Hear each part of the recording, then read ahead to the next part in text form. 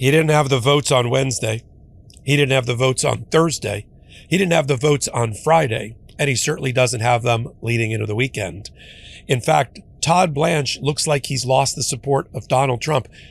But what this is really all about is that Trump wants Blanche to stand and deliver and make sure that Donald Trump and his family get a pardon, a release related to the Jan 6 fund and that phony settlement that's already been found to have been entered in bad faith by Todd Blanche. And Donald Trump wants Todd Blanche on the firing line, and he will not relent and release Todd Blanche. That's the reason Todd Blanche can't cut a deal with Senator John Cornyn of Texas and Senator Tom Tillis of North Carolina. It's not because he doesn't want the job. It's not because he himself wouldn't be willing to finally put out of its misery and our misery the Jan 6th anti-weaponization fund or the accompanying release. But this is all about the release, the pardon. The reason Trump is squirming and he's trying to make it about the Jan 6 fund is he doesn't want to go public with the fact that he wanted Todd Blanche as a condition of getting the Attorney General nod.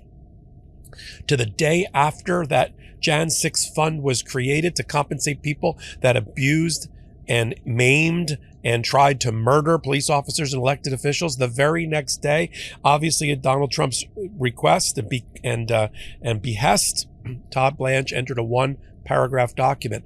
That's the tail that's wagging the dog. And that's why he can't get the votes right now, because it's not up to him. Even Cornyn and Tillis have said, I don't know what's going on here. It seems like somebody else is calling all of the shots. Yeah, the guy's name is Donald Trump, because he wants desperately that release. He wants desperately that pardon, super pardon for tax liability and audit liability worth hundreds of billions with a B of dollars to him and his family. I just got through interviewing Senator Cory Booker, the senior senator from New Jersey, who's in the room where it's happening as one of the 10 Democrats. And I just interviewed him as Thursday's confirmation hearing had to be canceled and postponed because, repeat after me, they don't have the votes. And I thought now's a great time to kind of bring you up to speed about everything as we lead into the weekend and beyond here on the MeidasTouch Network and Legal AF. I'm traveling Michael Popak for the next couple of weeks with my family. But, justice and the intersection of law and politics don't rest. And so we can't either.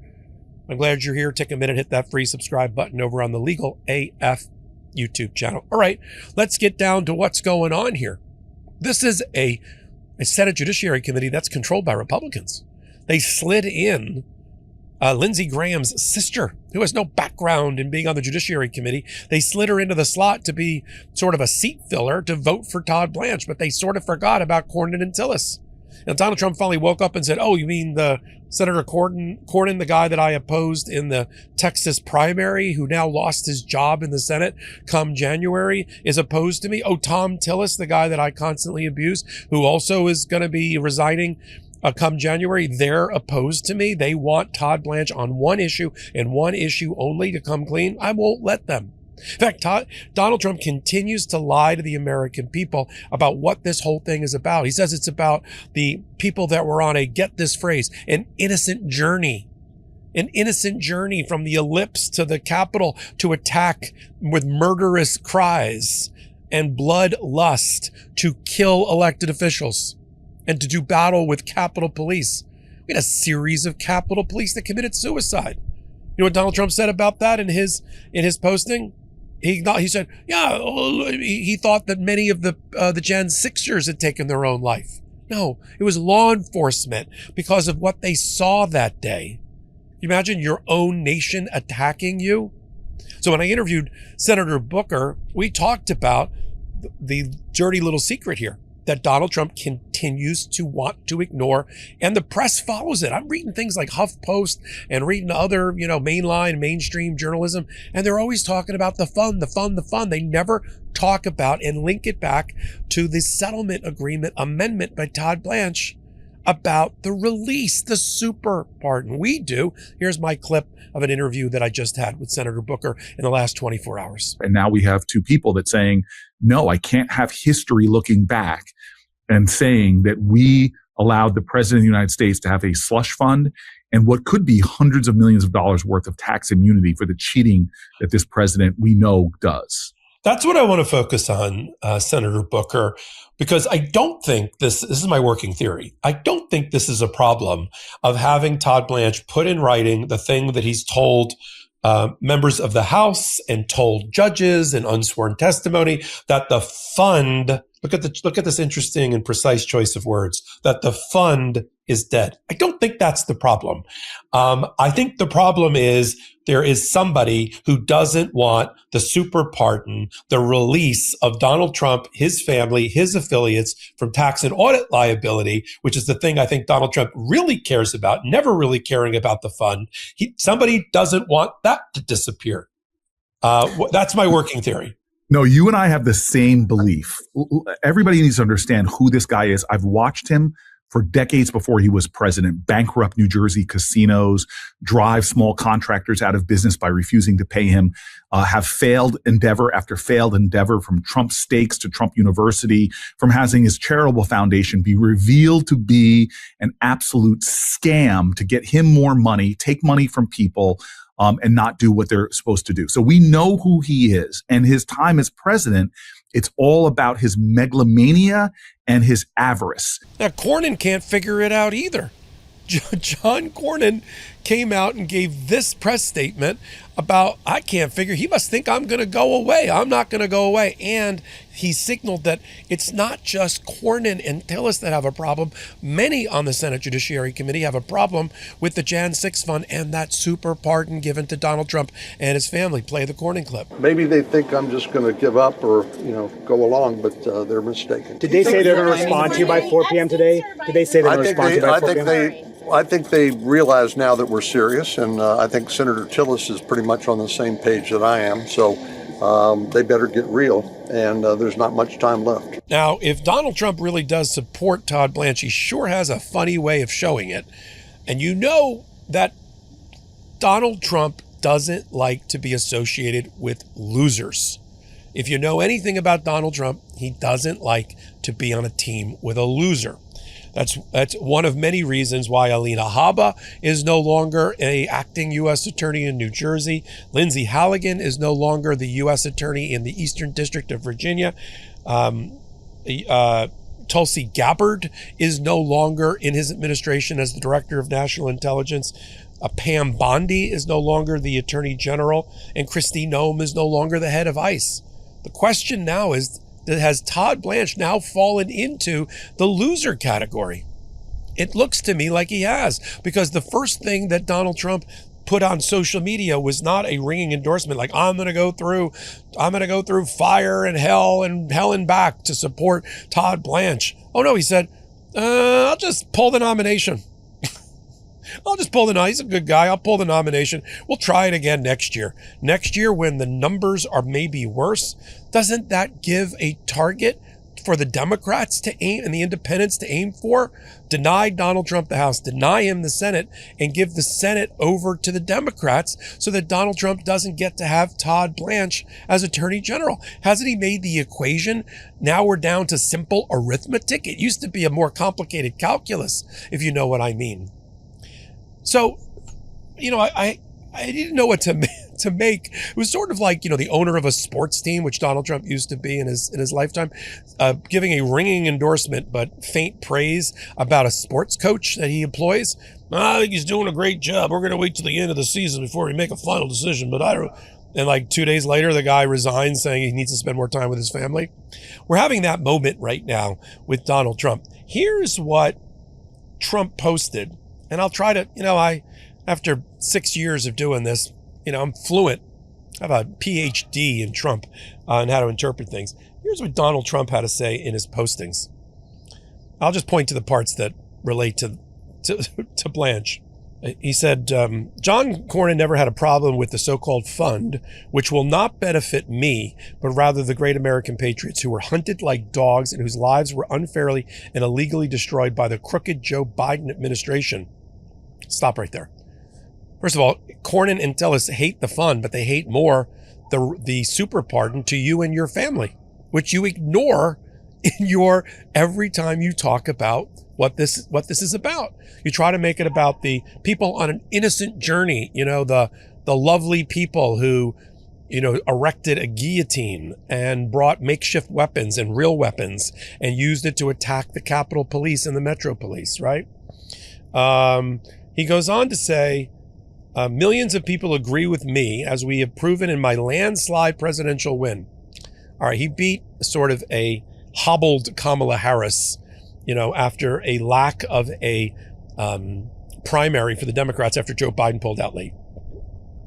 Todd Blanche, a good man. This is now 3/4 to 4/5 of the way through the posting, and he finally mentioned Todd Blanche. Damning faint praise, as we say in the business. Todd Blanche, a good man, should be immediately approved as U.S. Attorney General. Thank you. Thank you. I love our cat, Chanel, but I definitely don't love everything that comes with having a cat, especially the litter box. Since switching her to Smalls, though, I've noticed a real difference. Smalls fresh cat food is protein-packed, made with preservative-free, 100% human-grade ingredients you'd find in your fridge, and it's delivered right to your door. My cat goes absolutely feral for these recipes, and I've noticed more energy, a softer coat, and a whole lot less stink. It makes sense because Smalls' fresh, gently cooked food is made without preservatives, so cats get more of the nutrition they actually need. In fact, after switching to Smalls, 88% of cat owners reported overall health improvements. And if you're worried your cat might be picky, you can try Smalls risk-free. They'll refund you if your cat won't eat their food. So stop serving your little carnivore a bowl of processed shortcuts for a limited time because you are a Legal AF listener. Get 60% off your first order, plus free shipping and free treats for life when you head to smalls.com/legalaf. That's 60% off your first order, plus free shipping and free treats for life when you head to smalls.com/legalaf. I had a conversation about what was going on here, and fundamentally, whether we should be concerned that the replacement for Todd Blanche could be even worse. I actually asked Senator Booker, I said, on behalf of our audience, I said, some in our audience are saying maybe we should just take Blanche, because the next person, I don't know, Bill Pulte, Jeanine Pirro, one of these, Mike Davis, one of these other MAGA crazies would be worse. But he made a very compelling point about why we have to fight so hard. Play my clip. Some people are like, well, he's terrible, Todd Blanche. But the next nominee, if he loses, could be worse. In other words, we know that Donald Trump is picking from the bottom of the barrel, the bottom of the deck, dealing from the bottom of the deck.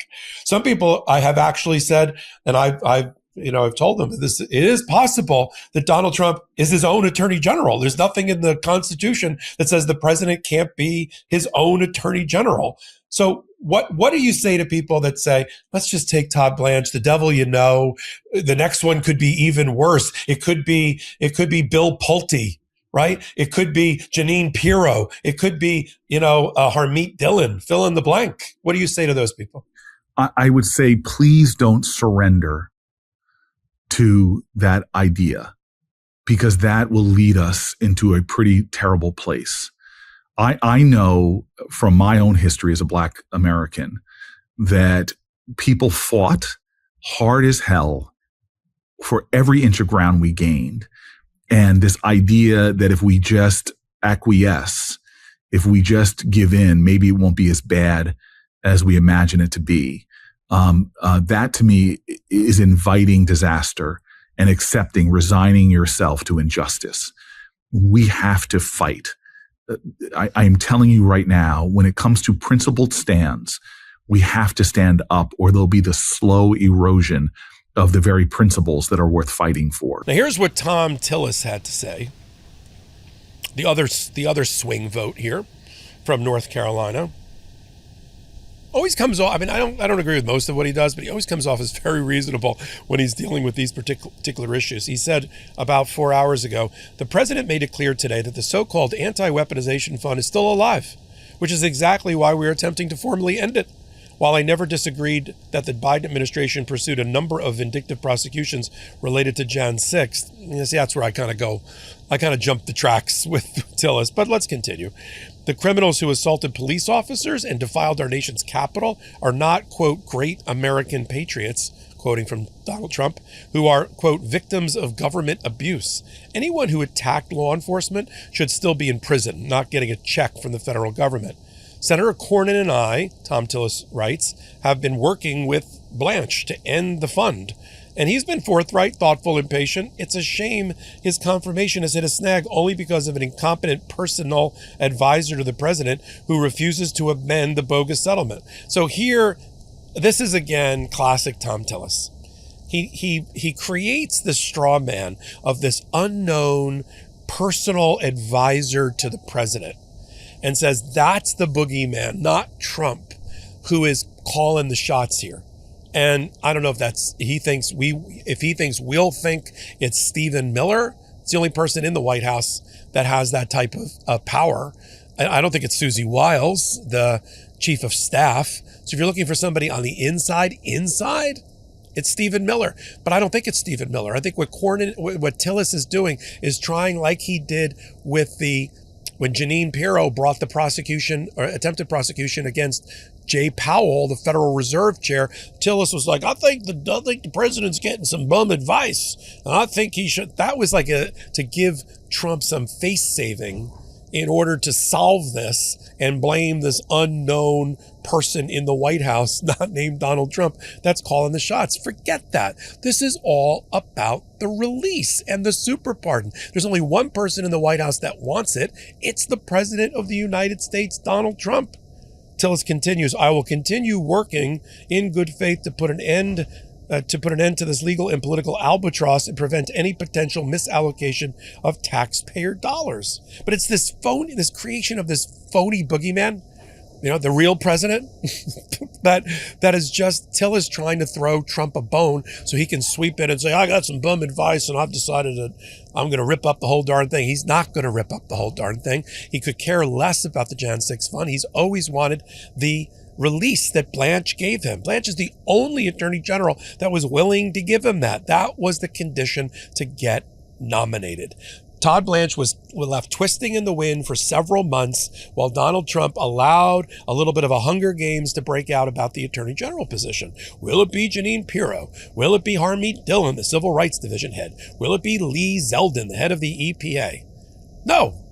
Or will it be the guy that will do anything I ask him to do, including creating $100 billion worth of tax liability and audit exposure release and immunity for me? That's the guy that gets it just days after he announced it. You don't think that was a quid pro quo? You don't think that was the deal? That was the transaction for the art of the deal, President? It certainly was. We'll continue to follow it all right here. You're on the MeidasTouch Network and Legal AF. I'm Michael Popak, not my normal studio. I'm on holiday with my family, but we can't take a break. We're trying to defeat Todd Blanche as Attorney General. So together we'll do it. Hit that free subscribe button on Legal AF YouTube channel. Until my next report, I'm Michael Popak. Can't get your fill of Legal AF? Me neither. That's why we formed the Legal AF Substack. Every time we mention something in a hot take, whether it's a court filing or a oral argument, come over to the Substack. You'll find the court filing and the oral argument there, including a daily roundup that I do called, wait for it, Morning AF. What else? All the other contributors from Legal AF are there as well. We got some new reporting. We got interviews. We got ad-free versions of the podcast and hot takes. Where? Legal AF on Substack. Come over now to free subscribe.